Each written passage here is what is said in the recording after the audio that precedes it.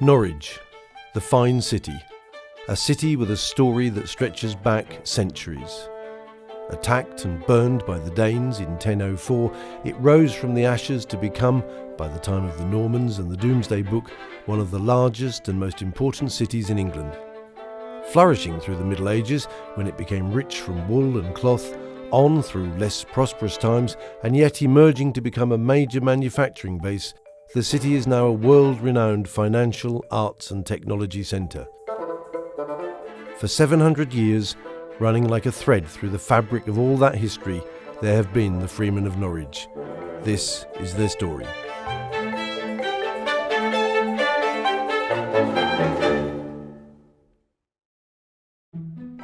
This is part of the ancient city walls. Happily, several pieces of it remain. It has an important part in the emergence of the Freemen of Norwich, but its role is perhaps not what you'd thought. It's usually thought of as a military defence to keep invaders out. But as far as the 13th century Freemen of Norwich were concerned, it had another function, and that was to protect the rights of trade and commerce within the city. If traders from outside the city wanted to come in, they were charged a heavy toll to do so.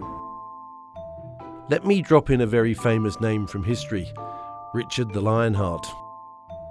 He comes into the story because around 1194 he needed money to pay for his next costly crusade. He raised it by levying a charge on cities including Norwich. In return, he gave Norwich a charter granting it freedom from tolls throughout England and the right for its citizens to elect their own officers.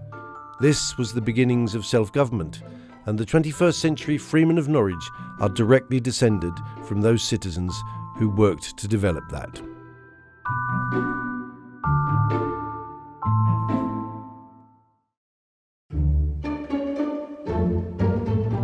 By 1285, the Freemen had become really rather well organised. Because of their new powers, they'd begun to keep records of their accounts and details of bylaws. I've come to Norfolk Records Office to look at the Book of Customs and the Old Free Book. Now, what's interesting about these entries is that although we know the Freemen had existed prior to 1317, these now give us a very clear start date in their history, and also we begin to get an insight into what it meant to be a Freeman. Essentially, if you paid your rates and taxes, you were eligible to be a Freeman, and if you wanted to trade within the city walls, then a Freeman you had to be. The Norwich Freemen have commissioned a database, an online database, based on the Norwich Freemen registers. It's during the work we've done on the database that we have found more lady freemen. Now, women freemen are not unique. The City of London has a tradition of entering women as freemen. And York also does, on the basis of their registers. The question is, why so few in Norwich, and why did they disappear? And it's a point we'll return to.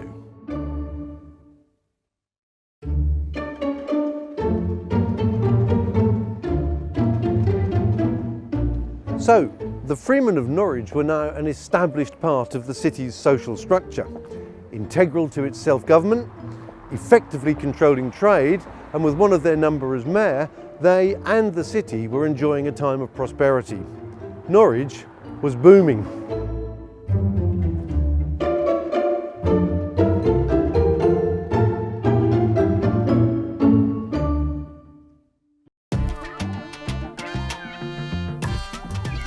Freemen played an important part in establishing and displaying the city's traditions.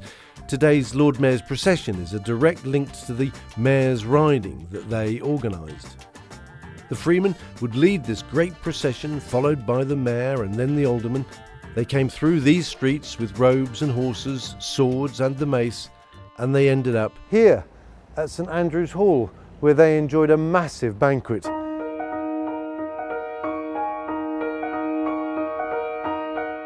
By the 17th century, Norwich was really thriving again. The cheap, lightweight fabrics produced here had become very popular, and that prosperity fueled more shops, more cultural activities, and new professional services. Norwich had become a very fashionable place to be, and it was second only to London.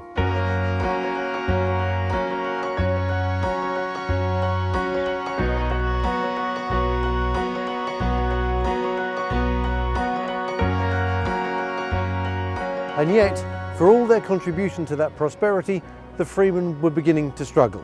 Why? Because with all that business change going on and the massive expansion, suddenly it didn't seem important anymore to be a Freeman. The Freemen had really become victims of their own success. Trade was booming and they'd driven that. But because it was so vibrant, commerce didn't seem to need the old rules anymore. The changes in the commercial life of Norwich were by now quite significant. The truth is that by the 18th century, the title of Freeman of Norwich had lost its value as a licence to trade and had become simply a permit to vote in elections. Plus, the cloth industry was waning and many of the newly impoverished Freeman weavers were tempted to sell their vote for £10, which, when you were earning 5 shillings, that's 25p a week, is quite a lot of money. Such were the changes in the city and the fortunes of the freemen that they were now considered unrepresentative of the electorate, and in 1832 the Electoral Reform Act sought to completely abolish the rights and privileges of being a freeman. But time heals all wounds, and Parliament was a bit kinder than had been expected. The House of Lords opposed the abolition of the freedom because they saw it as a link with the past. There were, however, compromises to be made. The freemen now had new rules imposed on them. You could still be admitted by apprenticeship or from your father, but you could no longer buy your way into being a freeman.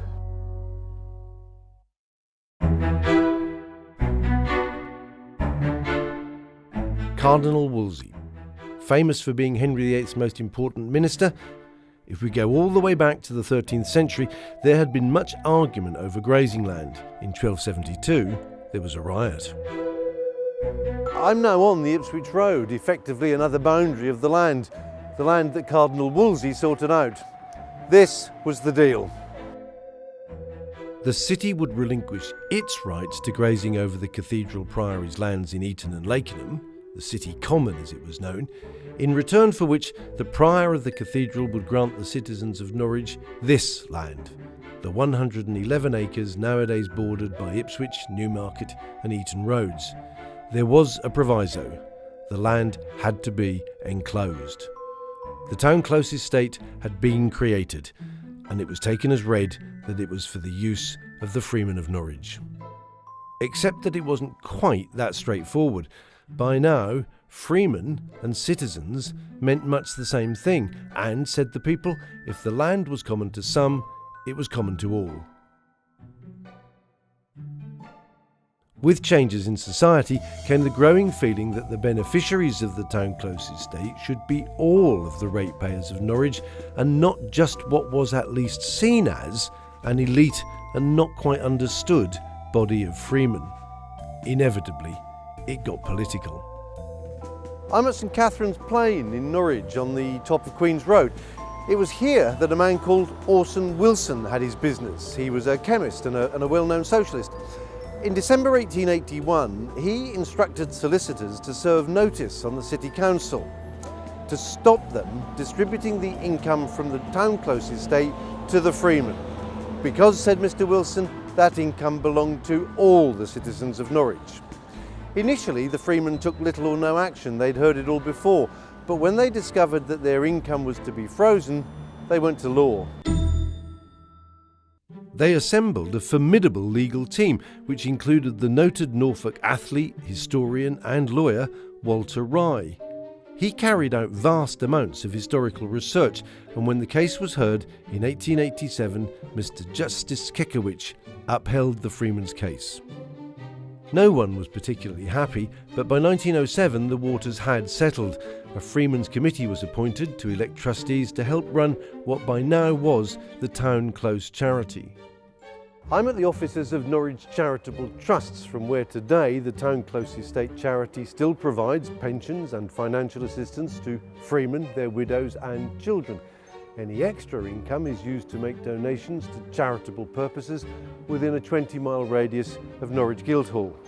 As much as £500,000 has been distributed in 1 year. We're focusing very much on adding value to the educational aspect. We often put money into a project on almost like a seed corn basis, just to get the show on the road and then enable other funders to come in, saying that's Town Close have gone in there, right, we should be in there as well. Never more relevant than today is the role women play in the Freemen of Norwich, but that wasn't always the case. Women, once they married, they lost the freedom. And widows, when they remarried, lost the freedom. But non-free women, if they were widowed, they actually inherited the freedom and the right to run their husband's business. But they were not formally admitted, so they don't appear in records. Back in 1832, in a time of great reform, the House of Lords had referred to the Freemen of Norwich as a valuable link to the past, and they still are. But with their good works and charitable deeds, they're very much thriving in the present, and they will continue to be a link to the future. This has been their story so far.